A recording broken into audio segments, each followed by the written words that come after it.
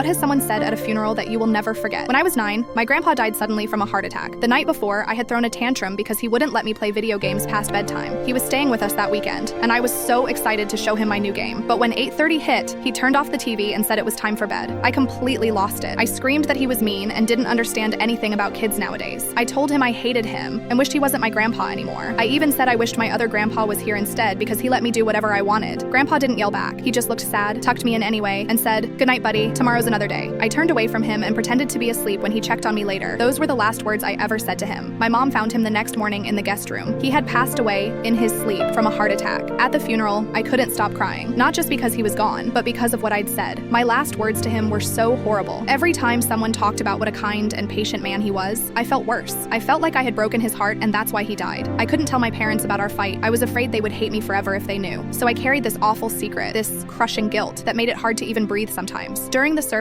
my aunt asked if anyone wanted to share memories of Grandpa. A bunch of adults got up and said nice things, but I barely heard them through my own thoughts. When it seemed like everyone was finished, my cousin Sarah, who was only 7, surprised everyone by walking to the front. She was so small she could barely see over the podium, and someone had to bring her a little step stool. Her voice was shaky, but determined. "My grandpa told me something important last week," she said, clutching a crumpled piece of paper. "He said that when people are mad, they say things they don't mean, but their love is still there, just hiding for a little while." She paused and looked around the room until she found me. She looked right at me with her big brown eyes. "He told me that about you, and said he couldn't wait to play games with you next time. He said you were growing up so fast, and sometimes that made him a little scared because he didn't always know how to be the best grandpa for a big kid." I couldn't believe what I was hearing. Grandpa had talked to her about our fight. He wasn't mad at me. He understood. Grandpa also said, Sarah continued, that the best thing about love is that it doesn't keep score of the bad days. He said all that matters is that we try again tomorrow. By this point, I was crying so hard my mom had to hold me up, but these were different tears. It felt like a huge weight had been lifted off my shoulders. After the funeral, Sarah gave me a folded note. "Grandpa told me to give you this if something ever happened to him," she whispered. It was a simple drawing of me and him playing games together with a message written in his handwriting. "No matter what, we start fresh every day. That's the deal." That moment changed everything for me. Even now, 20 years later, I still keep that note in my wallet. And when my own kids get angry and say things they don't mean, I remember what my grandpa taught me through Sarah's innocent words at his funeral. Sometimes the most powerful forgiveness comes when you're not even asked to give it. And sometimes the most important things we need to hear come from the most unexpected people at the most unexpected times.